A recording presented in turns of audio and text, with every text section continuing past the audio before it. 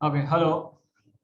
I'm Dr. Sagar Jaipuriar, and I'm here to talk about HLA-B27 arthropathy, which is also known as undifferentiated spondyloarthropathy. So it has been firmly established that HLA-B27 it plays an important and a direct role in ankylosing spondylosis pathogenesis, and its precise molecular role is still unresolved. Rats transgenic for HLA-B27 develop arthritis and spondylitis, and this is unaffected by the absence of CD8. It thus appears that classical peptide antigen presentation to CD8 plus T cells may not be the primary disease mechanism. However, the association of ankylosing spondylitis with ERAP1, which strongly influences the MHC class 1 peptide repertoire, suggests that peptide binding to B27 is nonetheless important. The B27 heavy chain has an unusual tendency to misfold, a process that can be pro-inflammatory. Genetic and functional studies in humans have suggested a role of natural killer cells in ankylosing spondylitis, possibly through interaction with B27 heavy chain homodimers. SPA-prone B27 rats show defective dendritic cell function and share with AS patients a characteristic reverse interferon gene expression, which is signature in antigen-presenting cells. In most ethnic groups, it has been seen that HLA-B27 is present in 75 to 90% of the patients, and the ESR and CRP are often elevated, but it is not always so. Mild anemia may be present in such individuals. All management of axial spondyloarthropathy should include an exercise program to maintain posture and range of motion. NSAIDs are the first line of pharmacological therapy. They reduce pain and tenderness and increase mobility in many patients. Continuous high-dose NSAID therapy may slow radiographic progression, particularly in patients who are at higher risk of progression. However, many patients have continued symptoms despite NSAID therapy and are likely to benefit from anti-tumor necrosis factor alpha therapy.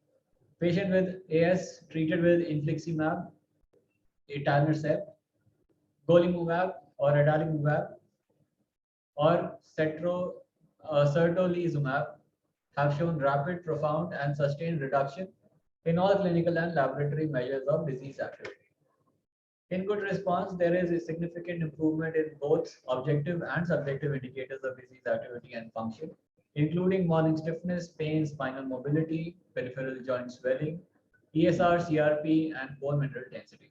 MRI studies indicate substantial resolution of bone marrow edema, enthesitis, and joint effusion in the sacroiliac joints, spine, and peripheral joints.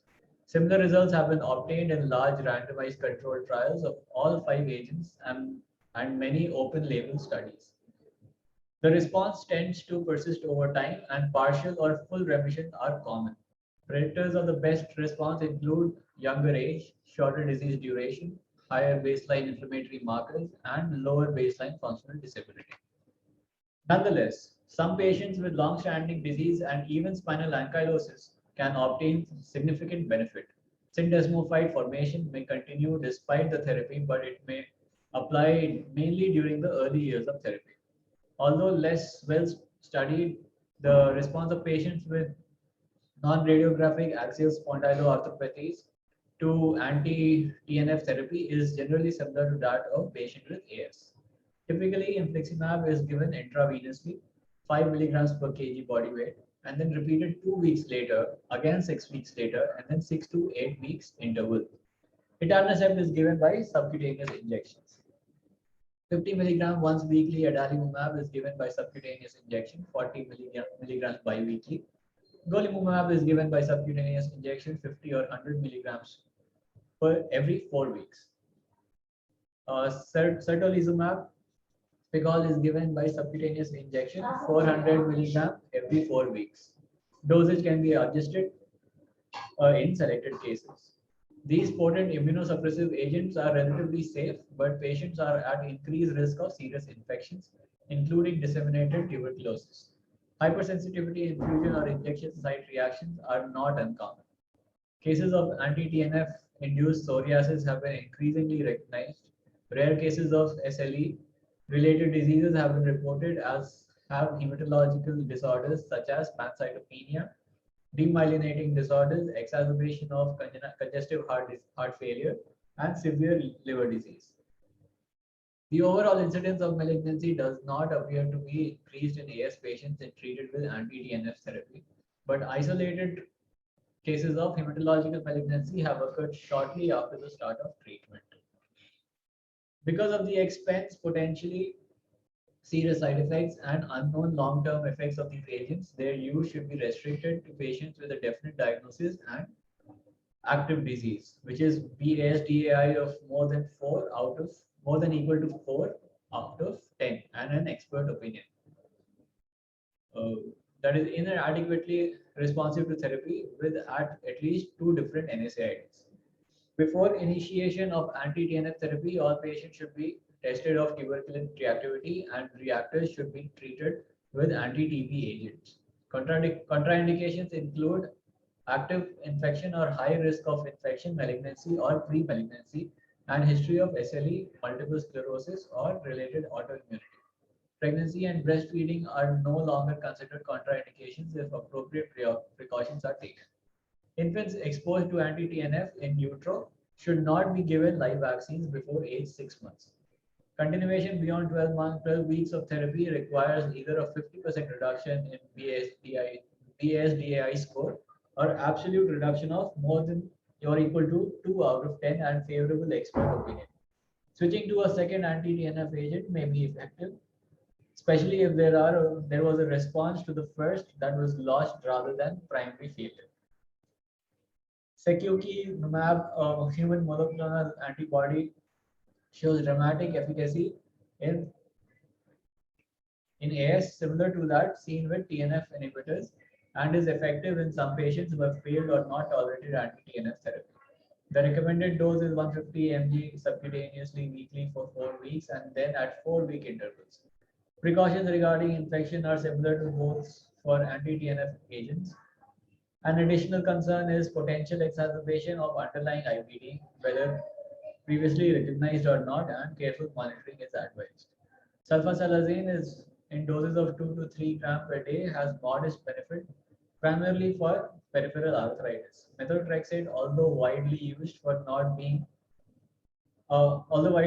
has not been shown to be of benefit in AS, nor has any therapeutic role for gold or oral glucocorticoids been documented. Potential benefit in AS has been reported for thalidomide, 200 milligrams per day, perhaps acting through inhibition of TNF-alpha. The oral JAK inhibitors tofacitinib showed efficacy in AS with reduction of inflammation evident on MRI in a 16-week phase 2 study. The most common indication for surgery in patients with AS is severe hip joint arthritis, the pain and stiffness of which are usually dramatically relieved by total hip arthroplasty. Rare patients may benefit from surgical correction of extreme flexion deformities of the spine or of atlantoaxial subluxation. Attacks of uveitis are usually managed effectively with local glucocorticoids and pancreatic agents, although systemic glucocorticoids, immunosuppressive drugs, or anti-TNF therapy may be required. TNF inhibitors require the frequency of attacks of uveitis in patients with axial spondyloarthropathy. And adalimumab has recently been approved by the FDA for treating uveitis. Cases of new or recurrent uveitis after use of a TNF inhibitor have been observed, especially with etanercept. Anti-interleukin 17 does not appear as effective for uveitis as anti-TNF therapy. Management of axial osteoporosis is at present similar to that used for primary osteoporosis, since data specific for AS is not available. The identification of bacterial species triggering the clinical syndrome and the finding of an association with HLA-B27 led to the unifying concept of reactive arthritis as a clinical syndrome triggered by specific etiologic agents in a genetically susceptible host. In early reports, 60 to 85% of patients who develop reactive arthritis triggered by Shigella, Yersinia, or Chlamydia were HLA-B27 positive, but the true figure is probably lower. Other studies demonstrated a lower prevalence of B27 in reactive arthritis triggered by Salmonella, and little or no association Campylobacter-induced reactive arthritis. Most recent community-based or common source epidemic studies showed a prevalence of B27 in reactive arthritis in less than 50% of the cases. The most common age range is 18 to 40 years, but reactive arthritis can occur rarely in children and occasionally in older adults. The attack rate of post-enteric reactive arthritis generally ranges from 1 to about 30%, depending on the study and causative organism.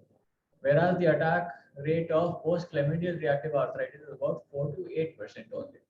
The gender ratio in reactive arthritis follows enteric infection in nearly 1:1, whereas venereally acquired reactive arthritis occurs mainly in men. The overall prevalence and incidence of reactive arthritis are difficult to assess because of the lack of validated diagnostic criteria, variable prevalence, and arthritogenic potential of the triggering microbes, and inconstant genetic susceptibility factor in different populations. In Scandinavia, and an annual incidence of 10 to 28 per 100,000 has been reported. The spondyloarthritis were formerly almost unknown in sub-Saharan Africa. However, reactive arthritis and other peripheral spondyloarthropathies have become common in Black Africans in the wake of the AIDS epidemic without association to B27, which is very rare in these populations. Reactive arthritis is often the first manifestation of HIV infection and often remits with disease progression. In contrast, Western white patients with HIV and SPA are usually B27 positive and the arthritis flares as AIDS advances.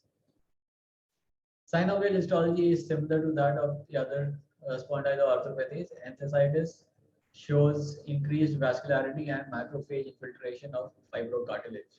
Microscopic histopathologic evidence of inflammation mimicking IBD has routinely been demonstrated in the colon and ileum of the patients with post-enteric reactive arthritis and less commonly in post-venereal reactive arthritis. The skin lesions of keratoderma planoragica associated mainly with venereally acquired reactive arthritis are histologically indistinguishable from pustular psoriasis. HLA-B27 seems to be associated with more severe and chronic reactive arthritis, but its pathogenic role remains to be determined. HLA-B27 significantly prolongs the intracellular survival of Yersinia enterocolitica and Salmonella enteritis in humans and mouse cell lines. Prolonged intracellular bacterial survival may permit trafficking of infected leukocytes from the site of primary infection to joints, where an innate and/or adaptive immune response to persistent bacterial antigens may then promote arthritis. The clinical manifestation of reactive arthritis range from an isolated transient monoarthritis or enthesitis to severe multisystem disease. A careful history will often elicit evidence of an antecedent infection 1 to 4 weeks before onset of symptoms of the reactive disease, particularly in post-enteric reactive arthritis. However, in a sizable minority, no clinical or laboratory evidence of an antecedent infection can be found, particularly in the case of post-chlamydial reactive arthritis. In cases of presumed venereally acquired reactive disease, there is often a history of a recent new sexual partner, even without laboratory evidence of infection. Constitutional symptoms are common, including fatigue, malaise, fever, and weight loss. The musculoskeletal system symptoms are usually acute in onset. Arthritis is usually asymmetric and additive, with involvement of new joints occurring over a few days to 1 to 2 weeks. The joints of the lower extremities, especially the knee, ankle, subtalar, metatarsophalangeal, and toe interphalangeal joints, are most commonly involved, but the wrist and fingers may be involved too. The arthritis is usually quite painful, and tense joint infusions are not uncommon, especially in the knee. Dactylitis or sausage digit, a diffuse swelling of the solitary finger or toe, is a distinctive feature of reactive arthritis and other peripheral spondyloarthritis, but can be seen in polyarticular gout and sarcoidosis. Tendinitis and fasciitis are particularly characteristic lesions, producing pain at multiple insertion sites. especially the Achilles tendon, the plantar fascia, and the size along the axial skeleton. Back and buttock pain are quite common and may be caused by insertional inflammation, muscle spasm, acute site sacroiliitis, or presumably arthritis in the intervertebral joints. Urogenital lesions may occur throughout the course of the disease. In males, urethritis may be marked or relatively asymptomatic and may be either an accompaniment of the triggering infection or a result of the reactive phase of the disease. Interestingly, though, it occurs in both post-venereal and post-enteric reactive arthritis. Prostatitis is also common. Similarly, in females, cervicitis or salpingitis may occur caused either by the infection trigger or by the sterile reactive process. Ocular disease is common, ranging from transient asymptomatic conjunctivitis to an aggressive anterior uveitis that occasionally proves refractory to treatment and may result in blindness. Mucocutaneous lesions are frequent.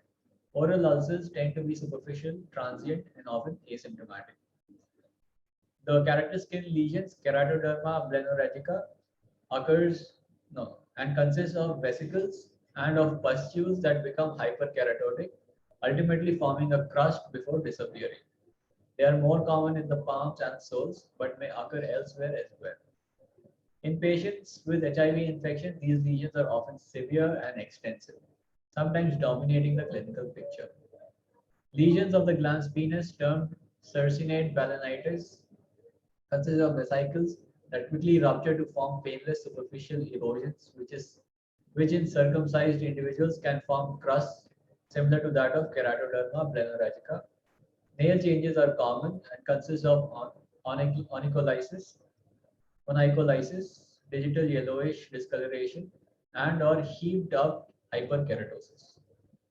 Less frequent or rare manifestation of reactive arthritis includes cardiac conduction defects, aortic insufficiency, central or peripheral nervous system lesions, and pleuropulmonary infiltrates. Arthritis typically persists for 3 to 5 months, but more chronic courses do occur. Chronic joint symptoms persist in about 15% of patients and in up to 60% of patients in hospital-based series, but these tend to be less severe than in the acute stage. Recurrences of the acute syndrome may occur. Work disability or forced change in occupation is common in those with persistent joint symptoms. Chronic heel pain is often particularly distressing. Low back pain, sacroiliitis, and frank ankylosing spondylitis are also common sequelae. In most studies, HLA-B27 positive patients have shown a worse outcome than B27 negative patients. Patients with Yersinia or Salmonella-induced arthritis have less chronic disease than those whose initial episode followed epidemic shigellosis. Although typing for B27 has low negative predictive value in reactive arthritis, it may have prognostic significance in terms of severity, chronicity, and the propensity of spondylitis and uveitis.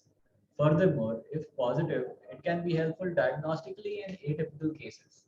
HIV testing is often indicated and may be necessary in selecting therapy. A variety of HLA associations have been found. HLA CW0602 is directly associated with psoriasis, particularly familial juvenile onset or type 1 psoriasis.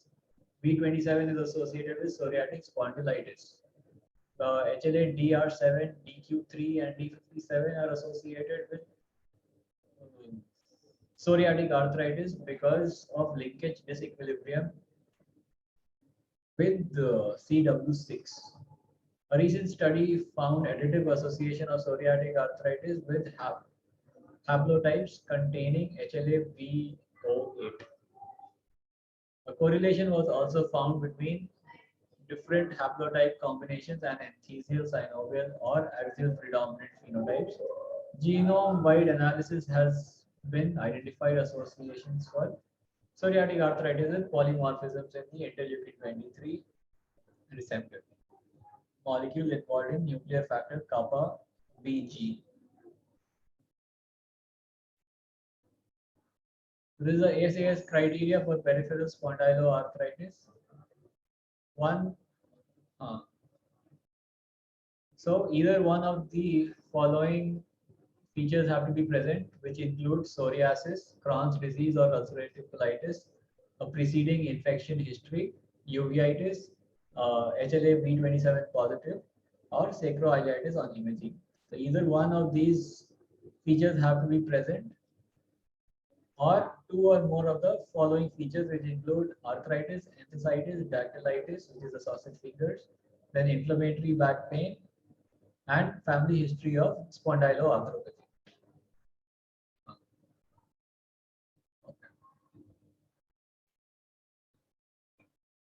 The HLA associations have been weak and inconsistent. HLA-B27 is found in up to 70% of patients with IPD and AS, but in less than 15% of patients with IPD and peripheral arthritis or IPD alone. Three alleles of the NOD2 or CARD15 gene on chromosome 16 have been found in approximately one half of patients with CD. These alleles are not associated with psoriatic spondyloarthritis per se. However, they are found significantly more often in CD patients with sacroiliitis, that is, in those without sacroiliitis, and spondyloarthropathic patients with chronic inflammatory gut lesions than in those with normal gut histology. Joint fluid is usually at least mildly inflammatory of patients with AS and IBD. 30 to 70% patients carry the HLA-B27 gene compared with 75 to 90% of the patients with AS alone, and 50 to 70% of those with AS and psoriasis. Hence, definite or probable AS is in a B27 negative individual in the absence of psoriasis should prompt a search for occult IBD. Radiographic changes in the axial skeleton are the same as in uncomplicated AS. Erosions are uncommon in peripheral arthritis but may occur particularly in the metatarsopharyngeal joints. So this is a flowchart where it is telling that patient who has had a low backache for more than 3 months and whose age of onset is less than 45 years. And if we have, we should get an X-ray and we should look for signs of sacroiliitis. If the signs of sacroiliitis are definitely present, then the diagnosis indicates towards ankylosing spondylitis. Whereas if the radiographic changes of sacroiliitis are absent, then we look for presence of other spondyloarthritis features, which include inflammatory back pain, heel pain, dactylitis, uveitis, axial spondyloarthritis, inflammatory bowel disease, alternating buttock pain, psoriasis, asymmetric arthritis, elevated ESR or CRP, or a positive response to NSAIDs. So if more than 4 features are present and there's a compelling clinical picture, then you can diagnose with the patient with axial spondyloarthropathy. If not, then we'll go ahead with HLA-B27 typing. If it is positive, then axial spondyloarthritis will be the diagnosis. And if not, then we'll go ahead with the MRI. If only 2 or 3 features are present and HLA typing is done, so if it comes back as positive, with a compelling clinical picture, the diagnosis can be made for an axial spondyloarthropathy. And if no, or if the history is not compelling enough, or if the HLA-B27 typing has come back as negative, we'll go ahead with the MRI, just like the negative case in the first scenario. And then if there are only 1 or 2 features, but on doing HLA-B27, it is negative. If the HLA-B27 typing comes back as negative, then we'll have to consider some other diagnosis. Whereas if it does come positive, then we'll go ahead with the MRI. And depending on the MRI, if MRI shows the signs of axial spondyloarthritis, then we'll go ahead with axial spondyloarthropathy as the diagnosis. And if not, then we'll have to consider some other diagnosis. Thank you.